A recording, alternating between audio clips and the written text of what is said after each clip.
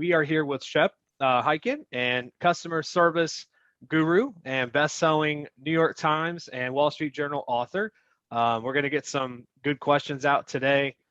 So, Shep, I want to jump right in though, because I actually think I want to say I've actually seen you speak before because I knew your name, and then I was easily able to make that connection too. I'm like, oh yeah, Shep's the St. Louis guy. Like, I don't. The thing is I don't know where, which is kind of crazy, but I know that I've seen you speak someplace before.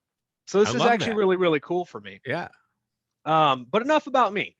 So the first thing I want to jump on real quick, obviously, we're a virtual first company. Our clients are also virtual first, right? Too. And so in the last 2 years, especially since the pandemic started, lots and lots of companies are moving to virtual models, virtual selling models, more so than ever, right? So how do you think the best companies out there are delivering the same amazing customer experience that you've been preaching about forever in a virtual way? sure. So I think customers are more and more accepting of virtual platforms. And you mentioned sales. I focus primarily on customer service, and experience. And sales can be kind of tied into that because when customers have questions, when they're doing their research, to me, that's all part of the service and sales experience.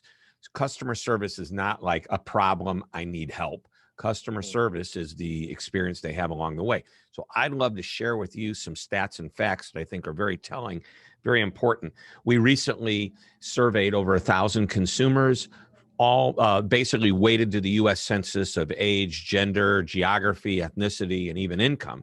And while today 59% would prefer to talk to a company or a live person, okay, Mhm. 41% choose to go digital first before they make that call, which is pretty darn Interesting. interesting.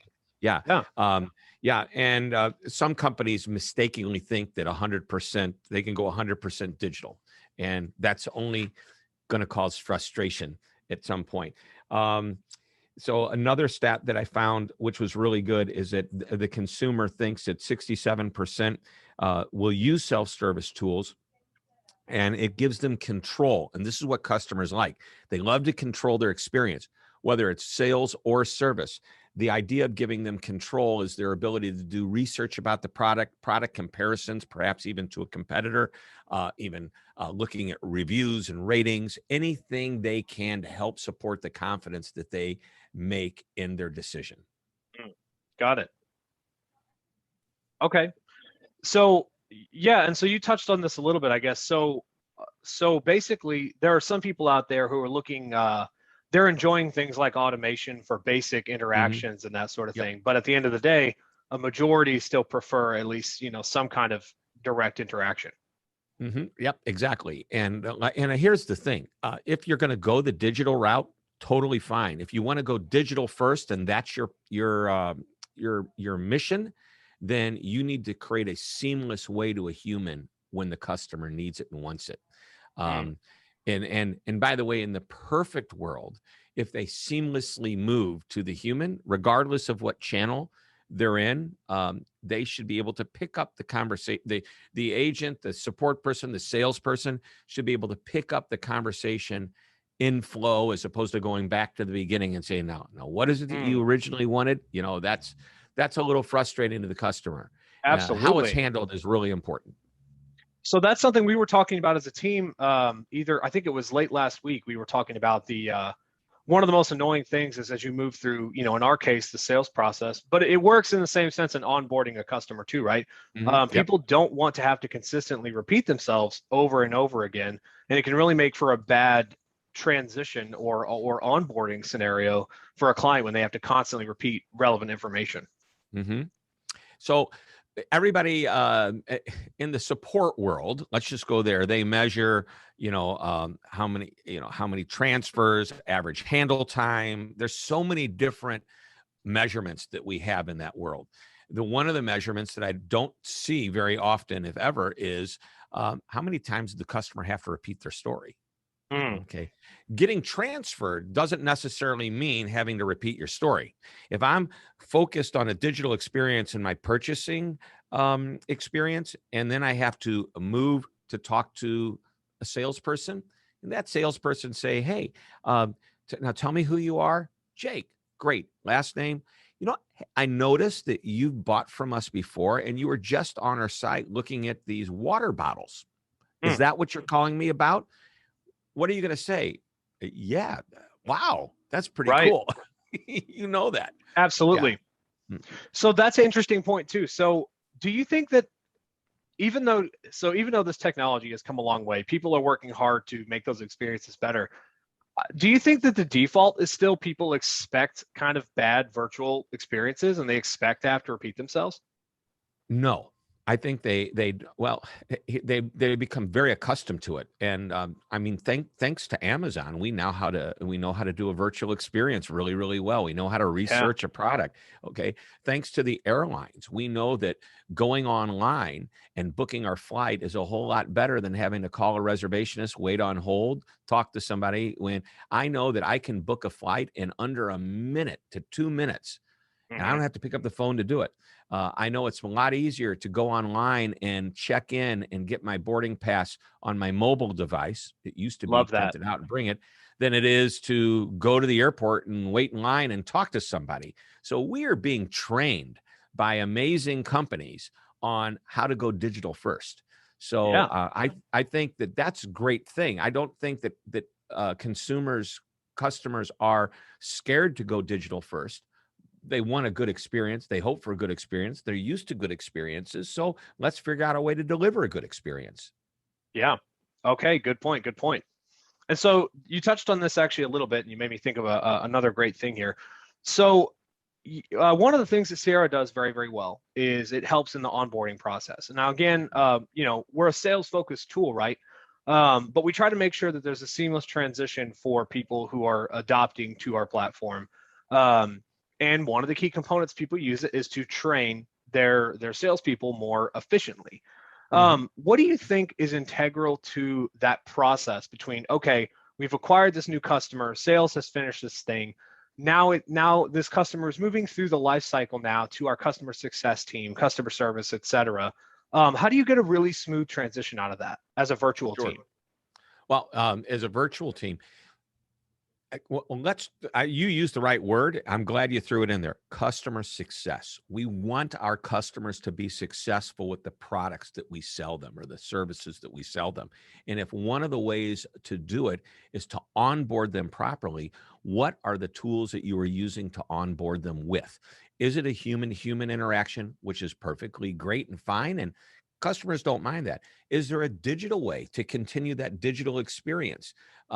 You can have, there's so many solutions out there, and yours may be one of them, where a customer goes through a process, and through each step of the process, I'm going to use the word quizzing them along the way to make sure that there's a level of acceptance and understanding of the content that you're providing them, and moving them through a flow that gets them to a point. Here's what your goal is in all of this, is to prevent them from having a call with a problem, right? Sure. Because that means our customer success onboarding process didn't work. Now, it was Jeff Bezos many years ago that said, we need to be so good that, why do we have a customer service department? We shouldn't have to have one if we're that good, right? Okay. Right. And the answer to that is, well, you may be that good, but unfortunately, when you hand off the package to the post office, to UPS, to FedEx, or any other, provider, if they fail to the customer, my Amazon package didn't show up, who am I going to call? Right? You're right. So, you're right. So, there's lots of outside forces that would cause a customer to come to you and request something that maybe is outside of the territory that you would normally cover. Anyway, I might be getting a little bit off the topic here, but that's what I believe. The onboarding process is a way to prevent problems happening down the road. Now, can I suggest that training is not something that you did, it's something that you do? I talk about this internally when you have people that you're training, but how about customer training as well? It is important to reinforce to your customers their, how to properly use their products. And if we can engage the same way your company works for sales process, if we can engage in the support process by recognizing, is this customer using our solution to their best ability? And hey, AI should be able to pick up on that. So let's give them an advanced course. Let's give them the next piece of information they need to know to make their journey with whatever we sell even better. Continuous reinforcement. I like that. Not only continuous reinforcement, but continuous education. And our software should be able to track the customer's capability and then know they're ready for the next step. Okay. Development team, I hope you're listening to this. Yeah, I hope that's exactly what I'm thinking. Gold. You can give me a small percentage of your future sales based on this part of the product. Absolutely. They're going to see this and going to be like, yeah, he's right. That's awesome. Okay, so that feels like a natural segue. So that continuous education, we're kind of putting the pieces together, and I like that this is kind of centering around the onboarding process. So effective onboarding and then continuing education keeps your client, seeing the value in our software in this case. Sounds like a good segue to getting repeat customers, right? How do we keep our customers coming back and back again? Yeah, that's the title of my book, the new book. I did. Did you know that? That's funny that you would say that. Yeah. Isn't that great? There it is. I'll be back. How to get your customers to come back again and again. And so this is, and I'm very excited about the book. September 21 is the official release date. If you purchase it ahead of time, you can do it through Amazon or through our website. And here's the only reason I'm mentioning this. The website, by the way, is illbebackbook.com, and there's no apostrophe in ILL because websites don't like that. Right. So it looks like illbebackbook.com. But if you purchase it ahead of time, you get the ebook free right away, so you can get your customers to start saying, I'll be back before the book actually comes out. And if you buy it through Amazon, just shoot me an email or go to my website, and you can just say, hey, I bought the book. How do I get the download? Otherwise, do it through our website. Doesn't matter. Anyway, to your question about repeat business. That's what you asked about.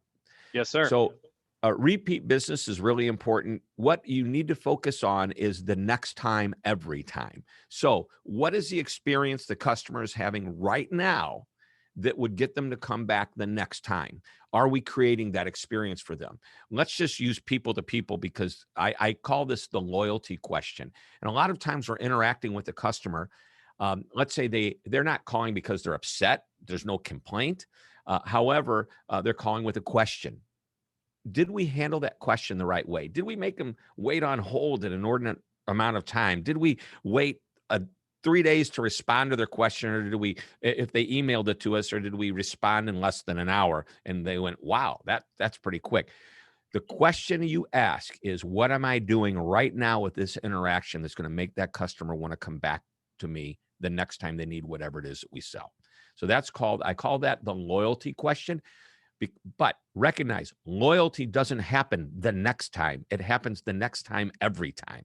So it may take a while for the customer to feel they have some level of connection with you. Loyalty is driven by an emotional connection, where repeat business is driven by an experienced connection. I experienced this today. I like it. I'm going to go forward. By the way, like is an emotion, but it's not the same as love. I love doing business with them. And that doesn't mean they love you in the, the biblical sense? No, they love you. They love you in the sense that they trust you, and trust and confidence are emotions. So what we want to do is create this experience where they know that every time they have a question, a problem, an issue, anything related to their experience, be it in the sales process, the service process, anything, they're going to get the answers they want. They are confident. They know. And that's why they keep coming back. I just wrote about this in an article. I called it the always concept. I've been talking about this always word for so long. How do we get the customer to say, they're always so quick to get back to me. They're always quick to respond to me. They're always knowledgeable. Even when there's a problem, I know I can always count on them. And that word always means there's predictability. Predictability is what creates confidence and trust. Hence, that emotional connection that your customers are having with you. That's why they love doing business with you, because if it's a good experience and they know it's going to happen all the time, they love that, right? Right. So By the way, that experience doesn't have to be over the top, blow me away, the most incredible experience I've ever had. It just has to simply meet expectations and exceed them even by the tiniest amount. Example, you know what I love about that company? Every time I reach out to them, they always get back to me quickly. And in their mind, quickly could be, an hour, 2 hours compared to what they're used to. Okay. But the Sure. point is, that's not over the top. That's just the basic expectation. And we deliver on those all the time. We're going to get that connection. So let's go back to your original question, which is repeat business. I love repeat business. We need to make sure we understand why our customers are coming back to us.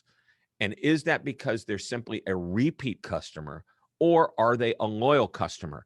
Both are fine. Plenty of companies create great experiences that make the customers fall in love with them and create loyalty. Many companies create a marketing type of experience that makes customers just want to come back the next time. Let's go back to the airline example. We were talking about, the automation. If an airline that I use, why do I fly on that airline? Well, I have a lot of miles on that airline, a lot of points, right? Right. So that's why I choose them. I want to keep accumulating points with them, right? That makes me a repeat customer. They take away the points. And let's say all of a sudden across the board, all airlines took away the points. Am I still going to go with that airline? Or am I going Good to find question. one that, right? So that's why I'm loyal to them, because of the points. And that's marketing. That's not true loyalty. Again, nothing wrong with that. I've created a system that drives repeat business. Amazon has you pay, what is it, $129 now for a Prime membership? Sure. I don't Something even like know. I just pay it every year because I love them, right. right? Okay. Right. It's like But I water. You just pay, drink it. yeah. Some people say, oh, they got a great loyalty program. It's not a loyalty program. It's Prime membership. It's a membership program. It's a marketing program, because I paid my money and now I want to get my money's worth. Okay. So I'm going to Yeah. go back to them to ensure that I'm getting my money's worth because I paid for it. So there's all kinds of reasons customers would come back to you because of your, how you set up the repeat business, the marketing side of what you do. What you want to do ultimately, by the way, again, if I had all repeat customers, I'm happy with that. But if I can convert them to loyal, that's another level. I'm going to try to do that. So what advice would you give a startup company like ours? We've acquired new customers. We have people that love us. I'd like to think we have people that are loyal to us, right? But we're still kind of in the first 3 years of life. So what can we be doing at our level to create loyal customers? Recognize that every opportunity that you have with a customer, every interaction is an opportunity to create a positive experience. With enough positive experiences that happen over and over again, customers will want to come back with you. That is why I believe customer amazement is within the grasp of every company. So I'll go over that again. It is the predictable and consistent experience that they have with you. If it's positive, that's when they say, and I use that word always friendly, always knowledgeable, always helpful, et cetera, et cetera. That word always is telling us that we're operating in the zone of amazement. You can't be great one day and just okay the next. So whoever your people are, they need to be properly trained, properly onboarded. Knowledge is really important. And there's really two levels of knowledge. Knowledge of I can answer the question that you asked me, but you want to know what customers really love is not only that you have the answers to their questions, but you know who they are. Knowledge of the customer. So if I'm your customer and I call you, you recognize me from you may not be the actual person I talk to, but you as a support person or even a salesperson might recognize, okay, this guy Shep bought from us before. He's called in 3 other times. Let's pick up where we left off. Let's make Shep feel like he's, I call it the Cheers factor, where everybody knows your name. You walk into the bar. Remember that Perfect. TV show Yeah, from I the do. 70s? Yeah, they have reruns. I know you're not that old, but Right. um, but the point is that's what we're trying to create, is that a little bit of a personalized experience. Customers love that, and they want to talk to. And when we did our survey, again, I'm happy to provide you with a copy of this. The survey found that what customers love more than anything is that the employees are knowledgeable about their products and services. short, and barely followed by that they're kind and helpful. Okay. Because knowledgeable without being friendly is like, okay, what a jerk. But I Sure. guess how much longer am I going to put up with that? And then also the ability to reach the right person quickly and easily, or the right solution quickly and easily. So those three top the list. And by the way, I have 8 that fell into the concept of important to very important. The 8th most important thing, which is at the bottom of the list of what's important to a customer, is personalization. But recognize there were a lot of other things that weren't important to the customer. So this is like the top thoroughbred in a horse race that just happened to come in 8th place. Okay. They're still in the money, Sure. So creating that personalized experience, which we just talked about, makes that customer feel like, you know what, I'm back to a place that I feel connected to. Perfect. Perfect. Okay, so I think we've got, I'm going to ask you one more question here. I know you're a busy guy. So I have to ask you a little bit of a sales focused question. So how can great customer service or a great customer experience, how can you turn that into, let's call it an upsell or, additional business? Yep. Great question. If you legitimately have a reason to upsell or cross sell that customer into a new product, more expensive product, an additional product, whatever, and you don't do it, actually, that's bad customer service. It's a bad experience. Tell him, Shep. Yeah. Okay. So I'm going to give you the most basic example. I have to paint a room in my home. I'm going to go to the Ace Hardware store and I'm going to walk in there. They're going to point me to the paint department. I'm going to tell them I want to paint my room, whatever color it is. And we find the right color. And the person's as nice as can be, sells me a can of paint, and I walk out of there. And you know what happens when I get home? I realize, darn it, I forgot to get the brushes. Okay, to paint my room. Now I got to go back to the hardware store. That Ace Hardware employee needs to ask me the right questions when I'm picking up that can of paint the first time. Okay. Hey, do you need brushes to go with that? Oh, I'm so glad you asked. Well, in that case, do you have a drop cloth? Do you have the pan? Do you have whatever other accessory, painter's tape, whatever I need to make sure that I have everything I need? I jokingly say we don't want the customer to come back for that particular interaction. Of course, we want them to come back whenever they need what it is. But if we don't give them what they need that first time, they have to call us back and we've got to sell them something else, spend the time to do it. And it may be their fault. Maybe they didn't know to ask. You know what? That's not their fault. It's our fault for not asking the right questions.